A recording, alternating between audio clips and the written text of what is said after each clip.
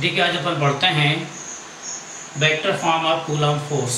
ठीक है, इसी को अपन कहते हैं coulomb force between charges in terms of their position vectors.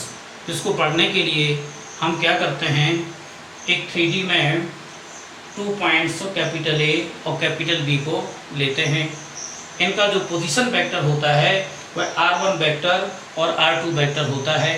सब लोग जानते हैं जो पोजीशन वेक्टर्स होता है वह ओरिजिन से दिया जाता है, लेकिन जो डिस्प्लेसमेंट वेक्टर होता है वह ओरिजिन से डायरेक्ट कनेक्ट नहीं होता। यहाँ जो AB है, AB वेक्टर है, ये आपका डिस्प्लेसमेंट वेक्टर है, और जो OA वेक्टर है ये आपका पोजीशन वेक्टर है। OB वेक्टर भी आपका पोजीशन वेक्टर होगा, बिकॉज जो पोजीशन वेक्टर होता है वह ओरिजिन से दिया जाता है। तो इसको पढ़ने के लिए हमने क्या लिया है, 2 point and rest charges capital Q1 और कैपिटल Q2 लिए गए हैं। ये जो कैपिटल Q1 है इसके चार्ज का जो मैग्नीट्यूड है वह Q1 है, जो चार्ज Q2 है इसके चार्ज का जो मैग्नीट्यूड है वह Q2 है। ठीक है, दोनों जो चार्ज हैं यह लाइक चार्जेस हैं। Since both the charges are like charges therefore they obey the condition Q1 Q2 greater than 0। पिछले वीडियो में मैंने आपको बताया था कि यदि 2 charges Q1 Q2 greater than 0 conditions को ओबे करते हैं तो इसके लिए कंडीशन है कि दोनों चार्ज को लाइक होना चाहिए। यदि फर्स्ट चार्ज प्लस है तो दूसरा चार्ज भी प्लस होना चाहिए। यदि फर्स्ट चार्ज माइनस है तो दूसरे चार्ज को माइनस होना चाहिए। ठीक है, तभी यह कंडीशन ओबे होती है, अदरवाइज नहीं। तो दोनों जो चार्जेस हैं ये एक दूसरे पर फोर्स अप्लाई करते हैं, जैसे अपन फोर्स ऑफ इंटरेक्शन और फोर्स ऑफ रिपल्सन कहते हैं। यहाँ जो फोर्स ऑफ इंटरेक्शन होगा वह फोर्स ऑफ रिपल्सन होगा, इसलिए कि दोनों जो चार्जेज हैं वह लाइक चार्जेज हैं। तो जो Q1 चार्ज होता है, फोर्स ऑफ इंटरेक्शन का मतलब होता है जो Q1 चार्ज है यह Q2 चार्ज पर फोर्स अप्लाई करता है। इसी प्रकार जो Q2 चार्ज है वह Q1 चार्ज पर फोर्स अप्लाई करता है। तो उस डायग्राम में हम देख रहे हैं when Q1 charge apply the force on charge Q2 it is given by F21 vector. तो F21 वेक्टर जो है ये आउटवर्ड डायरेक्शन में जा रहा है। तो F21 वेक्टर की डायरेक्शन को बताने के लिए हम यूनिट वेक्टर R12 कैप का यूज करते हैं। अब R12 कैप ही F21 वेक्टर की डायरेक्शन में क्यों लिया जाता है, इसको इस प्रकार से समझा जा सकता है। हम जानते हैं R12 जो वेक्टर होता है वह होता है R2 vector minus R1 vector. इसको अपन बोलते हैं डिस्प्लेसमेंट वेक्टर। और यदि हम इसके यूनिट वेक्टर की बात करें तो जो R12 कैप होगा यह आपका जाएगा R12 vector upon modulus R12 vector, ये आपका जाएगा इस प्रकार से। तो जो R12 वेक्टर है या डिस्प्लेसमेंट वेक्टर है, इसको अपन लिखते हैं R2 vector minus R1 vector upon modulus R2 vector minus R1 vector. ठीक है, तो R12 कैप का जो आंसर है वह R2 vector minus R1 vector आ रहा है। इसका जो सॉल्यूशन होगा वह R2 की डायरेक्शन को बताएगा। वैल्यू ऑफ R2 मिलेगा तो R2 के डायरेक्शन में R12 कैप जाएगा। आप देख रहे हैं जो OB वेक्टर का पोजीशन वेक्टर है वह R2 वेक्टर है, तो R2 वेक्टर के डायरेक्शन में F21 वेक्टर जा रहा है। ठीक है, तो R12 कैप जो है वह कहाँ जाएगा, F21 वेक्टर के डायरेक्शन में जाएगा। तो हमने R12 कैप देख लिया। सिमिलरली जो चार्ज Q2 है यह चार्ज Q2 चार्ज Q1 पर फोर्स अप्लाई करता है। इसे जो फोर्स F12 से गिवन किया जाता है, इसमें इसकी डायरेक्शन में जो यूनिट वेक्टर लेते हैं वह R21 कैप लेते हैं। तो सेम कॉन्सेप्ट है। यदि हम R21 कैप की बात करें तो R21 कैप जो होता है वह मिलेगा R21 vector upon modulus R21 vector. ठीक है, तो जो R21 वेक्टर है यह आपका डिस्प्लेसमेंट वेक्टर है, यह मिलेगा R1 vector minus R2 vector upon modulus R1 vector minus R2 vector. ठीक, इसको अपन क्या करते हैं, इक्वेशन फर्स्ट इसको यूज करते हैं, इसको इक्वेशन सेकंड देते हैं इसका अपन यूज जब इसको फोर्स कैलकुलेट करेंगे तब R12 कैप और R21 कैप का वैल्यू अपन को आवश्यक होगा, इसको पुट करना पड़ेगा। तो अपन ने क्वेश्चन फर्स्ट और सेकंड दे दिया। तो हमारा क्लियर हो गया कि जो F12 वेक्टर है इसके डायरेक्शन में जो यूनिट वेक्टर है वह R21 कैप है। R21 कैप क्यों है? क्योंकि इसका जो सॉल्यूशन है वह R1 माइनस R2 वेक्टर आ रहा है। तो जो R21 कैप है यह किसकी डायरेक्शन को देगा? R1 वेक्टर की डायरेक्शन को देगा। तो R1 वेक्टर की डायरेक्शन में जो फोर्स जा रहा है वह F12 वेक्टर है। ठीक है, तो क्लियर हुआ कि F21 वेक्टर की डायरेक्शन में R12 कैप क्यों और F12 वेक्टर की डायरेक्शन में R21 कैप क्यों लिया। अब हम क्या करते हैं, यदि हम इनके बीच डिस्टेंस की बात करें तो जो डिस्टेंस होगा वह मॉडुलस AB वेक्टर होगा। ठीक है, यदि हम AB का डिस्टेंस R ले लें, R जो वेक्टर था वह डिस्प्लेसमेंट था, इसको डिस्टेंस में कन्वर्ट करने के लिए मैंने मॉडुलस लिया हुआ है।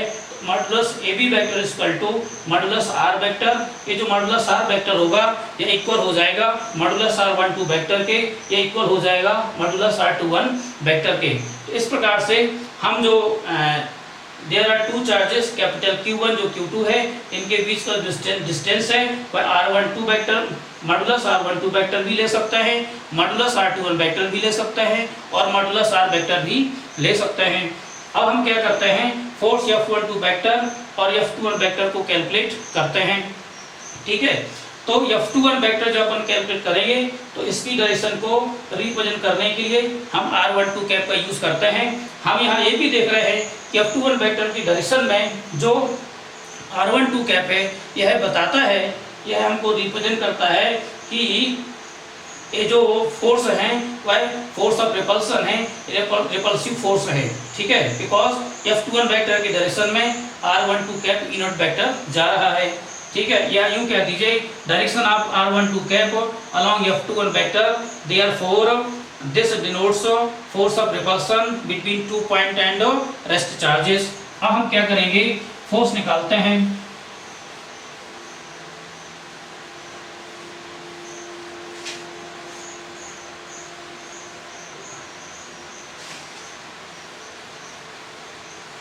तो देखिए फोर्स को निकालने के लिए हम क्या करते हैं, inverse square law of Coulomb's का यूज करते हैं। According to inverse square law of Coulomb's, force of repulsion और force of interaction between 2 point and rest charges जो गिवन होता है वो इस प्रकार से दिया जाता है। F इक्वल टू होता है 1/4 pi epsilon naught Q1 Q2 अपान R स्क्वायर। यदि मैं इसको वेक्टर फॉर्म में लिखूं तो इसका जो वेक्टर फॉर्म होगा वह मिलेगा F vector equal to 1/4 pi epsilon naught Q1 Q2 upon, इसको डिस्टेंस में कन्वर्ट करना है तो डिस्प्लेसमेंट का आपको क्या लेना पड़ेगा, मॉडुलस, इसके स्क्वायर कर दीजिए। यहाँ पर जाएगा R कैप। ये जो R कैप है या फोर्स के डायरेक्शन को बताने के लिए दिया जाता है। R कैप सभी जानते हैं, इसको यूनिट वेक्टर कहा करते हैं। अब इसको आपने थर्ड दे दिया, हम क्या करते हैं, फोर्स कैलकुलेट करेंगे F21 वेक्टर जो होगा चार्ज Q1 चार्ज Q2 पर फोर्स अप्लाई करता है, that is force on charge Q2 by charge Q1। ठीक है, जो 2 है यह ऑन को बताता है, जो 1 है वह बाय को बताता है। तो force on Q2 charge by Q1 charge ये जो गिवन होता है इसको इस प्रकार से दिया जाएगा, F21 vector equal to 1/4 pi epsilon naught Q1 Q2 upon modulus R12 vector का होल स्क्वायर। इसको हम R12 लिखें चाहे R21 लिखें, इससे कोई इफेक्ट नहीं पड़ता है बिकॉज ये डिस्टेंस है। बट F21 वेक्टर के डायरेक्शन में जो यूनिट वेक्टर है वह R12 कैप जा रहा है, इसलिए हमने R12 कैप ले लिया। R12 कैप हमारा डायरेक्शन को बताता है। एक वेक्टर फॉर्म हमको फोर्स का ए मिल गया, एक वेक्टर फॉर्म हमको फोर्स का मिल गया। इसको अपन देते हैं फोर्स, इसको इक्वेशन देते हैं फोर्थ। मैंने आपको बताया था जो R12 कैप का आंसर आया था कि R12 कैप था R2 vector minus R1 vector upon modulus R2 vector minus R1 vector. तो हम क्या करते हैं, यहाँ पर इसको पुट कर देते हैं तो आपको मिलेगा F21 vector equal to 1/4 pi epsilon naught Q1 Q2 upon R2 vector minus R1 vector whole square, ठीक है। r12 कैप को अपन लिखा करते हैं r2 vector minus r1 vector upon modulus r2 minus r1 vector, ठीक है। यदि हम इसको आगे सोल्व कर दें तो अपन को मिलेगा f21 vector is equal to ये आपका जाएगा 1/4 pi epsilon naught q1 q2 अपान r21 माइनस r1 वेक्टर का होल स्क्वायर है, इसका पावर 1 है, बेस सेम है, देयरफॉर ये आपके इनकी जो पावर है वह ऐड हो जाएंगे, तो अपन को जो मिलेगा वह आपका जाएगा r2 vector minus r1 vector, ये आपका जाएगा होल क्यूब, यहाँ पर आपका जाएगा r2 vector minus r1 vector. ये बताता है जो f21 वेक्टर है वह r2 वेक्टर की डायरेक्शन में जा रहा है। इसको आपने एक दूसरा वेक्टर फॉर्म कह दिया। ये आपका इक्वेशन 4 भी वेक्टर फॉर्म को रिप्रेजेंट करता है और इक्वेशन 5 भी या फोर्स के वेक्टर फॉर्म को रिप्रेजेंट करेगा। Similarly since q1 charge apply the force on q2, therefore q2 charge also apply the force on charge q1 because both the charges are interacting। तो क्या होगा, हम इसी प्रकार निकाल सकते हैं force on charge q1 by charge q2, force on charge q1 by charge q2, तो इसको लिखा जाएगा f12 vector equal to 1/4 pi epsilon naught q1 q2 upon यहाँ जो अपन लिखेंगे r21 वेक्टर होल स्क्वायर। मैंने आपको बताया यहाँ पर r12 वेक्टर का होल स्क्वायर भी लिख सकता है बिकॉज ए डिस्टेंस है, यह स्केलर क्वांटिटी होती है, ठीक है। तो यहाँ पर r12 वेक्टर लिखें, r12 वेक्टर लिखें, आंसर सेम ही आएगा बिकॉज मॉडुलस लगा हुआ है, यह जो मॉडुलस है यह माइनस को प्लस कर देता है f12 वेक्टर की डायरेक्शन में। यदि हम यूनिट वेक्टर की बात करें तो उस डायग्राम को देखते हैं, f12 वेक्टर की डायरेक्शन में जो यूनिट वेक्टर है वह r21 कैप जाएगा, तो ये आपका हो गया r21 कैप। ये भी आपका फोर्स का वेक्टर फॉर्म हो गया in terms of position vector. इसको अपन इक्वेशन देते हैं 6। यदि हम आगे सॉल्व कर दें तो मैंने आपको r21 कैप का वैल्यू बताया था इक्वेशन फर्स्ट में कि जो r21 कैप होता है यह होता है r1 vector minus r2 vector upon modulus r1 vector minus r2 vector. r21 cap जो होता है इक्वेशन सेकंड में मैंने आपको बताया था यह होगा f12 vector equal to 1/4 pi epsilon naught q1 q2 upon ये डिस्प्लेसमेंट वेक्टर r21 वेक्टर जो मॉडुलस के अंदर लिखा हुआ है तो उसको लिखा जाएगा r1 vector minus r2 vector, इसका मॉडुलस लिया, देयरफॉर ये जो है ये आपका डिस्टेंस में कन्वर्ट हुआ। जो r21 कैप है इसको डायरेक्ट लिख सकते हैं r1 vector minus r2 vector because ये जो होता है r21 कैप होगा displacement vector upon modulus r21 vector. तो हम डिस्प्लेसमेंट वेक्टर को लिख देते हैं r1 vector minus r2 vector, यहाँ जो होगा यह आपका जाएगा r1 vector minus r2 vector. इस फोर्स को हम आगे सॉल्व कर लेते हैं तो अपन को मिलेगा f12 vector equal to 1/4 pi epsilon naught 1/4 pi epsilon naught q1 q2। देखिए ये स्क्वायर है, इसका पावर 1 है, तो वही यहाँ पर बेस सेम होने से पावर ऐड हो जाएंगे, तो अपन को मिलेगा r1 vector minus r2 vector whole cube. यहाँ जो आएगा वह आपका जाएगा r1 vector minus r2 vector. ये भी आपका फोर्स का वेक्टर फॉर्म होगा, इसको अपन इक्वेशन देते हैं 7। तो इस प्रकार से हम फोर्स को यदि वेक्टर फॉर्म में लिखना चाहें in terms of their position vector, तो इस प्रकार से इक्वेशन 4th 5th 6th और 7th के जो कूलॉम फोर्स है इसके वेक्टर फॉर्म को रिप्रेजेंट करते हैं, उसको बताते हैं कि फोर्स का वेक्टर फॉर्म किस प्रकार से in terms of position vector के फॉर्म में लिखा जा सकता है, उसको बता रहा है। यदि मैं क्या करूं इस f12 वेक्टर में माइनस कॉमन ले लूं तो देखता हूं इक्वेशन 7 से देखिए, फ्रॉम इक्वेशन 7 हम क्या करते हैं, यहाँ पर माइनस कॉमन लेते हैं। यदि हम माइनस कॉमन ले लें तो अपन को मिलेगा F12 vector equal to minus 1/4 pi epsilon naught Q1 Q2, ये जो होगा आपका R1 vector minus R2 vector whole cube होगा, ठीक है, होल क्यूब होगा।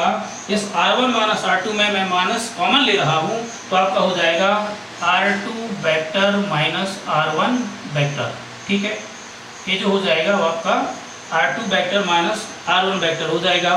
तो आप इक्वेशन 5 को देखिए, इक्वेशन 5 में आपका जो आ रहा है 1/4 pi epsilon naught Q1 Q2 अपन R2 माइनस R1 वेक्टर का होल क्यूब, इसको अपन R1 माइनस R2 वेक्टर का होल क्यूब भी लिख दें तो आंसर सेम रहेगा, आंसर में कोई चेंज नहीं आएगा।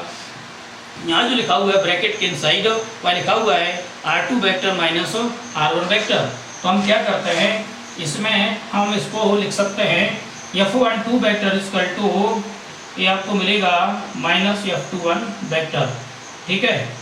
इसको अपन क्या करते हैं, ट्रांसपोज कर लेते हैं तो अपने को मिलेगी F12 vector plus F21 vector equal to 0, ठीक।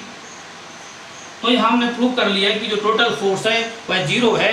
तो ये प्रूव कर लिया कि जो इलेक्ट्रोस्टैटिक फोर्स होता है वह कंजर्वेटिव फोर्स होता है, इलेक्ट्रोस्टैटिक फोर्स कंजर्वेटिव फोर्स होता है, ठीक है।